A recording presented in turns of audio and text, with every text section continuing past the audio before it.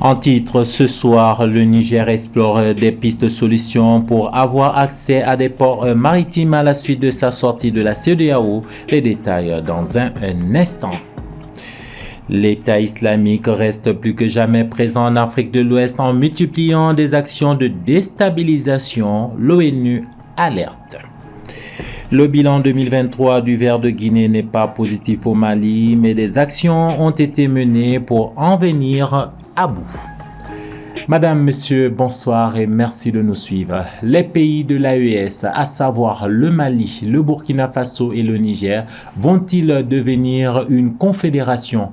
Depuis le jeudi 15 février, s'est ouvert à Ouagadougou la réunion des ministres de l'Alliance des États du Sahel afin d'échanger sur l'opérationnalisation de l'AES une vingtaine de jours après avoir demandé leur retrait de la CEDEAO. Cette rencontre a notamment permis d'examiner le projet de traité portant création de la Confédération des États du Sahel. Les détails avec Soumaïda Fani.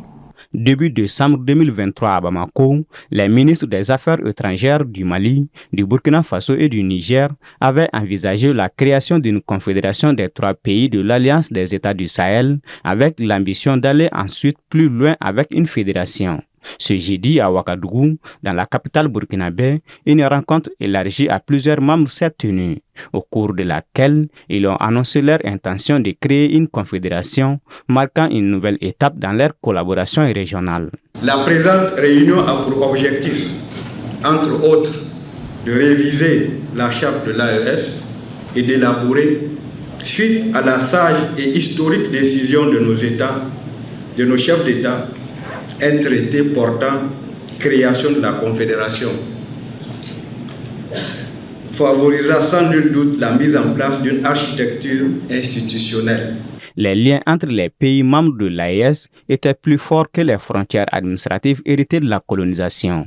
Toute chose qui justifie cette rencontre, qui se tient quelques semaines après le retrait sans délai de ces pays de la CEDEAO, l'accusant d'être détourné de son objectif principal qui est de servir le peuple. Cette attitude de la CEDEAO la rend caduque, inefficace et incapable de répondre aux intérêts et aspirations légitimes des résilientes populations du Sahel. Notre décision de retrait est irréversible et il est plus que nécessaire pour la CEDEAO de comprendre que ni les leçons données, ni le dictat, ni les menaces violées, ni les intimidations, ni les diversions, ni les tentatives de déstabilisation de tous ordres ne sauraient nous détourner de nos objectifs communs de vaincre le terrorisme, mettre nos pays sur les chantiers du développement et exercer notre pleine souveraineté sur tous les plans. Ces pays de l'AES estiment que leur retrait de cette organisation leur offre l'opportunité de forger ensemble un destin meilleur sans ingérence extérieure. Nous serons en outre appelés à examiner le contexte politique marqué par notre décision historique et déterminée de nous retirer sans délai de la CEDEAO. Ce retrait nous offre une nouvelle opportunité de parvenir à une fraternité réelle, une solidarité réelle et à une intégration réelle, sans aucune ingérence ni manipulation extérieure. Dimanche, le chef d'État du Niger, le général Abdraman Tchani, a évoqué la possible création d'une monnaie commune avec les États membres de l'Alliance comme une étape de sortie de la colonisation. Pour être complet, notons que l'ensemble des documents qui ont été validés par les ministres seront soumis aux chefs d'État membres de l'AES dans les prochains jours lors d'un sommet. Nous parlons toujours de l'Alliance des États du Sahel. Suite à sa sortie de la CEDEAO, le Niger explore d'autres possibilités d'accès à la mer. Edem Kodou Tang, le ministre togolais de l'économie maritime, a reçu mardi à Lomé une délégation ministérielle nigérienne. Les discussions ont porté sur les possibilités de transport des marchandises nigériennes via le port autonome de Lomé. Reportage de Paul Yapinguessan. Pour les pays enclavés du Sahel comme le Niger, l'accès à la mer depuis le port de Lomé reste un enjeu important, surtout face aux possibles reconfigurations des échanges dans la sous-région, depuis l'annonce par le Niger, le Mali et le Burkina Faso de leur sortie de la CEDEAO. Cette coopération accrue entre Niamey et Lomé tombe à point, car privés des ports de cette communauté d'Afrique de l'Ouest, le pays enclavé se tourne vers de nouveaux partenaires comme le Togo pour sécuriser ses approvisionnements. Grâce à la modernisation de son port et de ses connexions routières, le Togo espère devenir une alternative crédible aux autres corridors habituels de la CEDEAO. Sa position de neutralité vis-à-vis des tensions régionales actuelles le place aussi en position idéale pour servir de plaque tournante. Ainsi, une rencontre entre les autorités de la transition nigérienne, conduite par son ministre des Transports, et les autorités togolaises a eu lieu à Lomé en début de semaine. Elle s'inscrit dans les démarches du Niger à explorer des alternatives stratégiques pour sécuriser ses approvisionnements en ressources essentielles. Saluant l'appui déjà apporté par le Togo, le colonel-major Salissou Mahaman Salissou, ministre nigérien des Transports et de l'Équipement, a fait savoir l'importance de surmonter certains défis, notamment le traitement du corridor et les questions de sécurité soulevées par les acteurs économiques nigériens. Le Togo, de son côté, a affirmé son engagement à faciliter le commerce et le transit des marchandises pour le Niger, en assurant de la volonté des autorités togolaises de renforcer la coopération régionale et de soutenir le Niger dans ses efforts pour surmonter l'isolement géographique. Selon Edem Kokou Tengue, cette réunion témoigne de la volonté des autorités togolaises de faciliter le transit des marchandises pour le peuple nigérien. Cette collaboration entre le Niger et le Togo vise à promouvoir des échanges commerciaux fluides et efficaces, essentiels pour le développement économique des deux pays. Elle met également en évidence l'importance de la solidarité régionale face aux défis communs.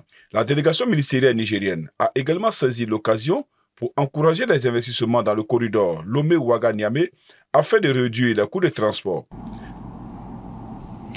Terrorisme dans le Sahel. De hauts responsables de l'ONU ont souligné en milieu de semaine la détérioration des conditions de sécurité en Afrique de l'Ouest liée, disent-ils, à l'enracinement croissant du groupe terroriste État islamique et de ses adhérents. Suivant.